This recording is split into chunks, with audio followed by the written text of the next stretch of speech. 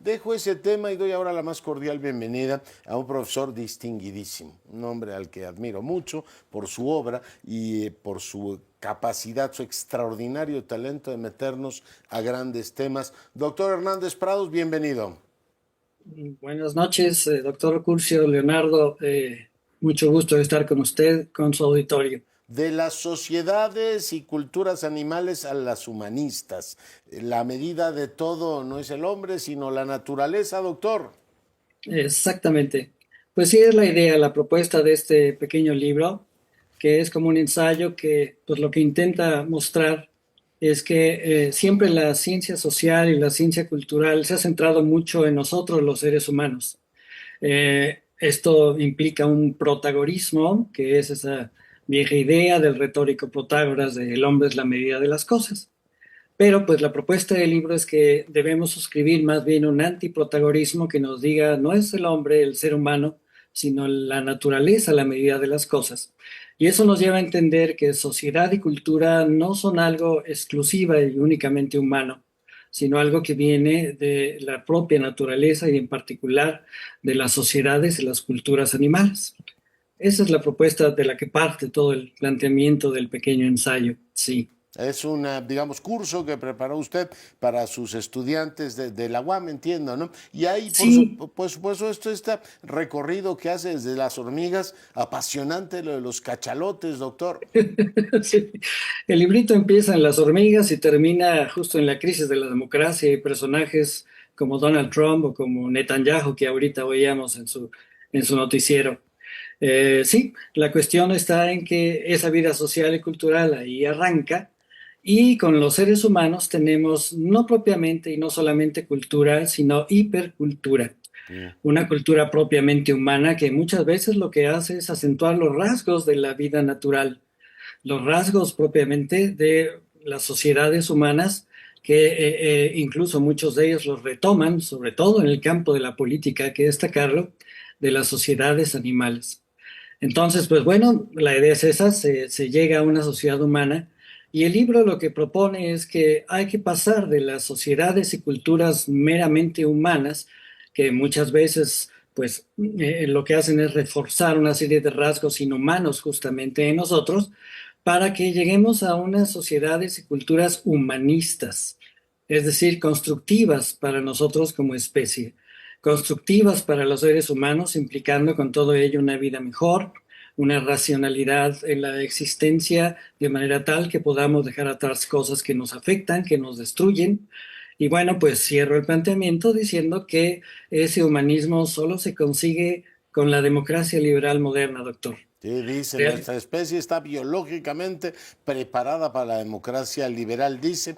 Bueno, a usted le hemos admirado el que haya rescatado a pensadores como Reed, gracias a usted tenemos conocimiento en lengua española de él, pero yo no le había dado, si me deja decirlo coloquialmente, el golpe acaso, y ahora veo que usted lo retoma para explicar muchas cosas. Esta distinción, doctor, entre persona humana, persona social y las personas divinas, o sea, bueno, la divina es Dios, pero estas distinciones que hacía caso le dan una enorme profundidad a su pensamiento. Para muchos de nosotros una calle, una preparatoria, pues estamos ante un Sí. pensador muy potente, ¿no? Sí, Antonio Caso es realmente una de las grandes figuras intelectuales del México de la primera mitad del siglo XX. Y en efecto, pues para el grueso de los mexicanos no es más que el nombre de una calle o el nombre de una escuela, ¿verdad? Hay una preparatoria de la UNAM que así se llama. Pero Caso es un filósofo muy sólido, de mucho fondo, con grandes propuestas para entender el mundo de su época, incluido México. Y pues sí, ahí el punto es que él nos habla de el universo dividido en tres entidades, que son cosas, individuos y personas. Uh -huh. Y bueno, pues el gran señalamiento casiano de su libro de 1941, La persona humana y el Estado totalitario, es que la persona es aquel ser insustituible. Ser persona es ser insustituible. Y los humanos, justamente por nuestra hipercultura, comenzamos a ser insustituibles. No solo los humanos individuales, sino las sociedades que formamos. Eso es para acaso la persona social. Y él como creyente sugería que hay también una persona divina. Pero el punto es que esta persona que es un ser insustituible, el ser humano y sus sociedades, pues tampoco viene de la nada. Yo inscribo acaso en este planteamiento antiprotagonista que reivindica el libro para decir que su trilogía ontológica, por así llamarle, de la división del universo en tres entidades, se puede complementar con otras dos.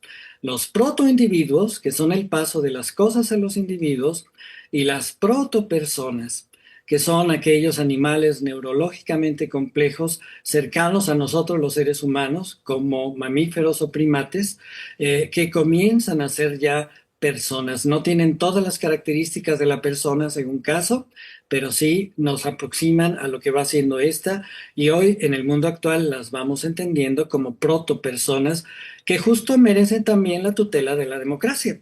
Una sociedad tratará mejor a los animales mientras más democrática sea. Y mientras menos democrática sea, más animal va a parecer. Vivimos, doctor Curcio, una suerte de primatización de la política en el mundo actual. Y pues bueno, la propuesta del libro es que en la medida en que abandonemos la democracia, estamos condenados a dicha primatización. Sí, sí. Chimpancización, dice el libro, pero eso va un poco en demérito de los simpáticos pero tremendos chimpancés. No regresa, ¿no? Esta lógica de las hordas, ¿no? Que es muy interesante cuando habla de varias especies. Dice Sí. usted, la sociología tiene dos ramas, la humana y la no humana. Creo que es una reivindicación de gran calado, doctor. Ahí hay una cosa interesante, en efecto. Siempre la sociología ha sido humano, humana, referida a los seres humanos. Los grandes sociólogos de la historia y del presente, los clásicos de la sociología, siempre hablaron de la sociología humana y está bien, ciertamente a esta hay que estudiarla. Pero el libro reivindica la tesis de que en el mundo actual y con el encuentro y la consiliencia, como decía el biólogo Edward Wilson, de todas las ciencias, la coherencia de todas las ciencias en la actualidad, debemos entender que la vida social y cultural comienza con los animales y hoy es muy válido hablar de una sociología animal. La inició este biólogo Wilson en 1975 La planteando su sociobiología, ¿sí? sociobiología. Exacto. Y una implicación interesante, doctor, de este señalamiento es que lo que siempre hemos llamado ciencias sociales y las realidades sociales que vivimos, realmente deberíamos llamarlas ciencias sociohumanas. Sociohumana. Y estamos insertos Y, en las y realidades. cada vez nos sirve más, o sea, nos damos cuenta de la insuficiencia de las herramientas para explicar. Retomo a Wilson y le pregunto al director de Sociológica. Él sostenía en la conciliencia, las ciencias de la materia han tenido avances prodigiosos, las ciencias de la vida avances prodigiosos, y las sociales humanas se han estancado, cada vez se han metido más a hacer como crítica literaria, ¿no? Uno lee la deconstrucción y todo lo demás, y parecen más ensayos literarios que propiamente ciencia. ¿Sigue siendo válida esa dura acusación de Wilson?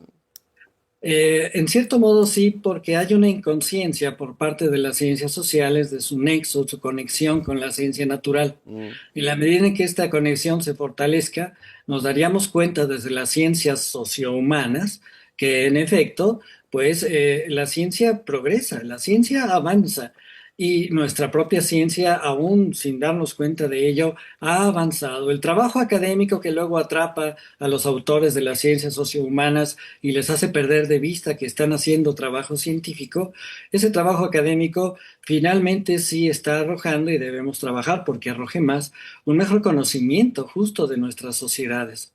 Ahí precisamente el ensayo retoma la obra del el filósofo norteamericano John Royer Searle, quien justo dice características o apunta características muy interesantes de las ciencias sociohumanas. Una muy importante, por ejemplo, que lo sociohumano no solo es óntico, doctor Curcio, no solo en él encontramos lo que es, sino es deóntico, y esto falta, por cierto, en las sociedades animales.